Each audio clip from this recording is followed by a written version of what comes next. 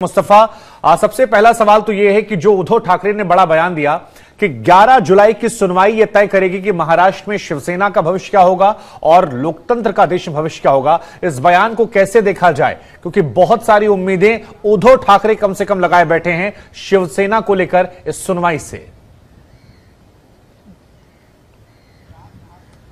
जी बिल्कुल, क्योंकि अभी आप देखेंगे कि एकनाथ शिंदे मुख्यमंत्री बन गए, देवेंद्र फडणवीस उप मुख्यमंत्री बन गए, लेकिन कहीं ना कहीं 10th शेड्यूल के हिसाब से जो चीजें होती हैं वो होती नहीं दिख रही है। यानी कि एकनाथ शिंदे ने, आप कह सकते हैं, नहीं, उन्होंने रेजिग्नेशन दिया है शिवसेना पार्टी से, ना ही कोई सेपरेट अपना गुट बनाया या किसी पार्टी में शामिल हुए हैं। वो अभी भी ये कह रहे हैं कि वो शिवसेना में, और शिवसेना आप कह सकते हैं कि लेजिस्लेटिव जो गुट है वो अभी अलग हो चुका है। उसके साथ ही साथ दूसरा बड़ा मामला ये होगा कि उस सिंबल जो है शिवसेना का वो फिर किसके पास रहेगा। अगर एकनाथ शिंदे ये कहते हैं कि वो अभी भी शिवसेना में है लेकिन उद्धव ठाकरे के साथ नहीं है, तो इस बारे में कोर्ट को अहम फैसला देना होगा। शायद इसीलिए आप कह सकते हैं कि उद्धव ठाकरे ने कहा कि 11 तारीख के सुप्रीम कोर्ट के फैसले पर सभी निगाहें टिकी हुई है। लेकिन एक महत्वपूर्ण बात यह भी है कि जिस तरह से लीगली ये मामला उलझा हुआ है, कोर्ट के लिए भी क्या एक दिन में ये मामले पे सुनवाई देना आसान होगा? क्योंकि पहला जो मामला सुप्रीम कोर्ट उस वक्त सुन रही थी वो ये था कि 16 विधायकों के खिलाफ सस्पेंशन का नोटिस जारी किया था।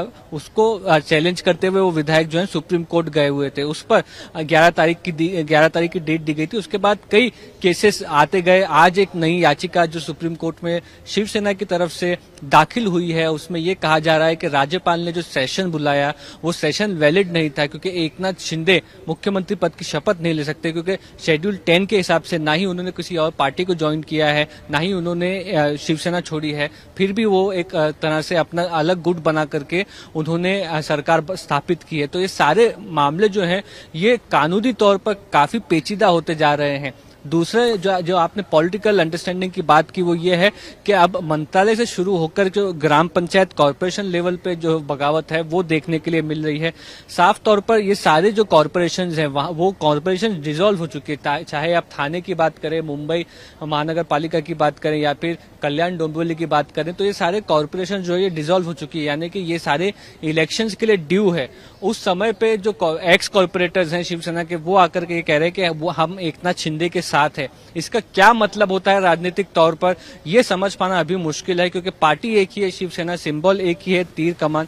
अब वो सिंबल किसके पास जाता है, ये पार्टी किसके पास जाती है, इससे आगे की जो राजनीति है वो डिसाइड होगी। शायद इसलिए उद्धव ठाकरे बड़ी बेसब्री से 11 तारीख की सुप्रीम कोर्ट के ऑर्डर का इंतजार कर रहे हैं। शुभंकर, नहीं, लेकिन मुस्तफा, जब ये उद्धव ठाकरे ये बयान देते हैं तो ऐसा नहीं लगता कि उनकी बेबसी यहां पर नजर आ रही है? सियासी तौर पर बेबसी की हम बात कर रहे हैं, क्योंकि उद्धव ठाकरे ने तमाम कोशिशें की, लेकिन ऐसा लग रहा है कि जिस हिसाब से एक के बाद एक अलग अलग लेवल पे लोग बागी गुट के साथ जा रहे हैं, वो धीरे धीरे पार्टी पर अपनी पकड़ छोड़ते जा रहे हैं। और अगर कानूनी दांवपेच के हिसाब से भी देखें तो पहले विधायकों को इकट्ठा कर लिया, सांसदों को इकट्ठा कर लिया, अब आप कॉर्पोरेटर्स की बात कर रहे हैं, तो ऐसा लग रहा है कि शिंदे गुट बड़ी प्लानिंग से आगे बढ़ रहा है और मुख्यमंत्री बनने का असर जो है अब वो भी दिख रहा है। पार्टी पर दावे से उसको मजबूती मिल रही है। ऐसे में कानूनी जानकार क्या कहते हैं? एक सवाल तो ये, और दूसरा, क्या उद्धव ठाकरे की पकड़ जो है वो आपको कमजोर नजर आ रही है पार्टी पर होल्ड करते हुए?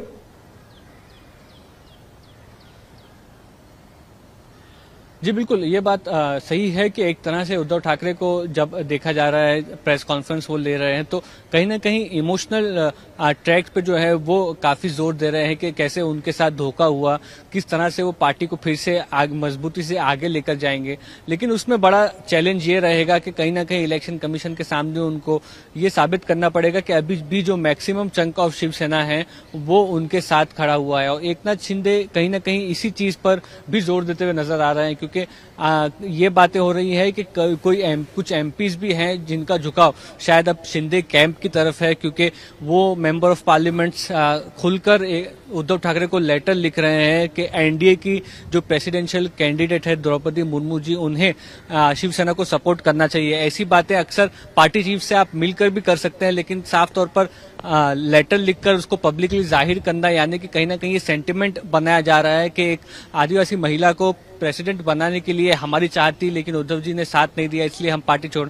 तो ये एक तरह से प्रेशर बिल्डिंग जो है उद्धव ठाकरे पर कंटिन्यूअसली वो शुरू है।